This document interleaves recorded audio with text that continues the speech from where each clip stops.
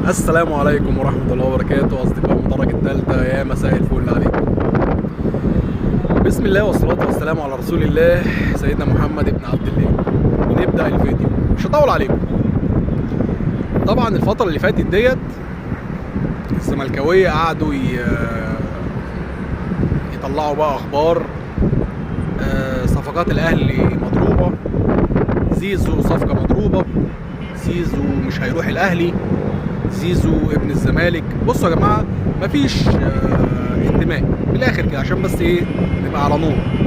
مفيش لعيبه دلوقتي منتميه لناديها. حلو كده؟ طيب سابوا كل دوت وما عرفوش يعملوا حاجه ويلغوشوا على الصفقه. وقال لك ايه بقى؟ من اين لك هذا يا اهلي؟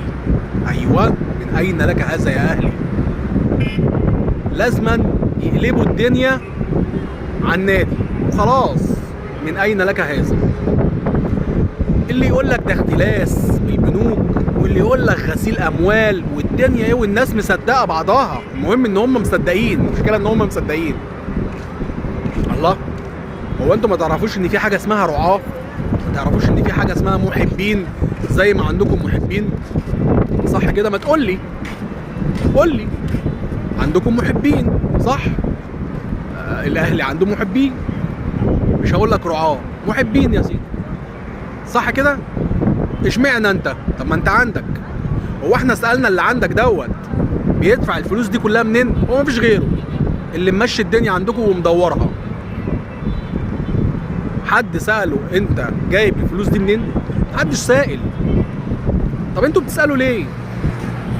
بتسالوا ليه؟ مليارات المليارات، مليارات الدولارات، تريليونات، انتوا زعلانين ليه؟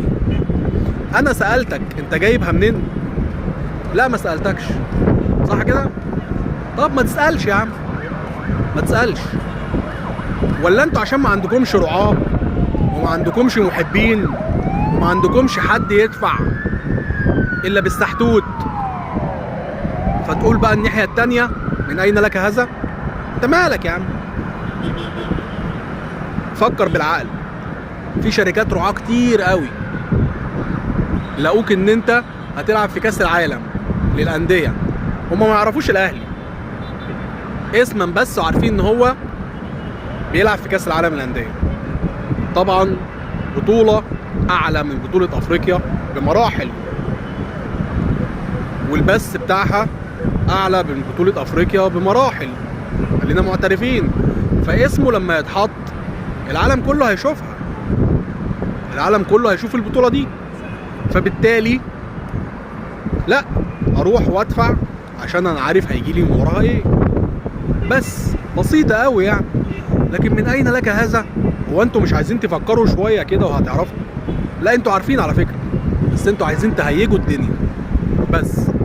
يلا نشوفكم في كاس العالم ان شاء الله.